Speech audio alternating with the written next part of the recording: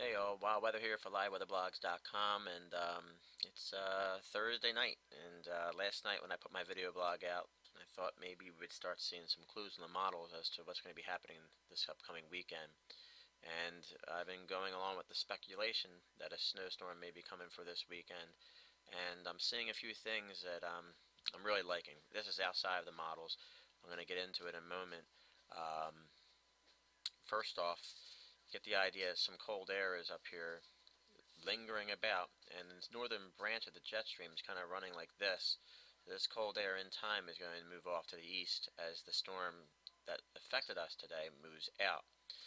Uh, Still a little warmer than I would have liked to see out here, but this cold air does have some movement to it, and I'm going to show you where it's moving and where it's going to set up shop.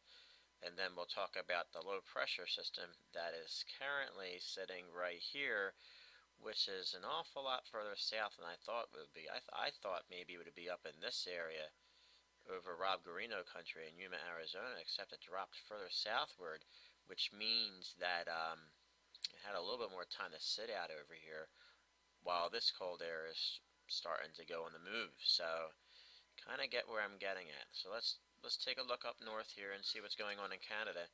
Our cold air supply, and here's your cold air supply. Look, the cold air starting to come down. It's starting to move to the south-southeast here, and that's a good sign, folks, if you want an East Coast snowstorm coming up this upcoming weekend. Let's take a look at the water vapor map so we can really analyze things and see what's going on here. Now, all this outside of the models.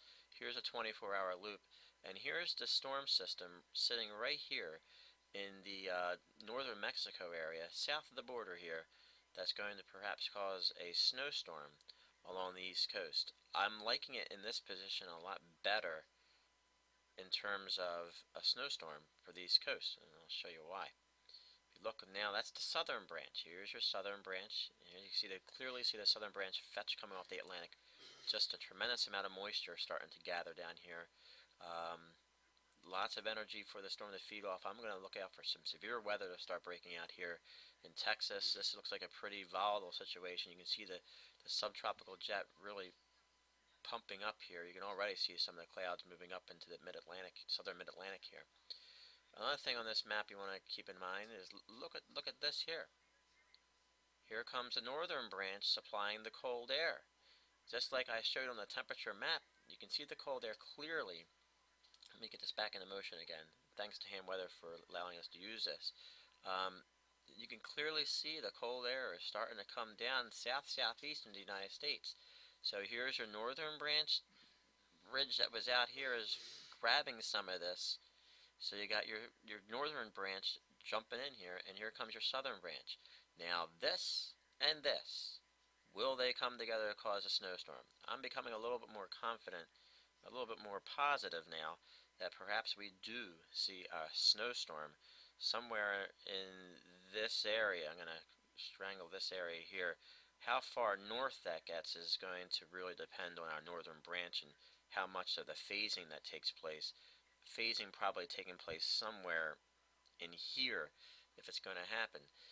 With that said, if the phase does take place, this piece, the storm, and the cold air here, you'd be looking at a pretty significant snowstorm, folks. Kudos, GFS, but 384 hours out a couple of weeks ago, had somewhat of a negative tilted storm causing a snow event here along the east coast.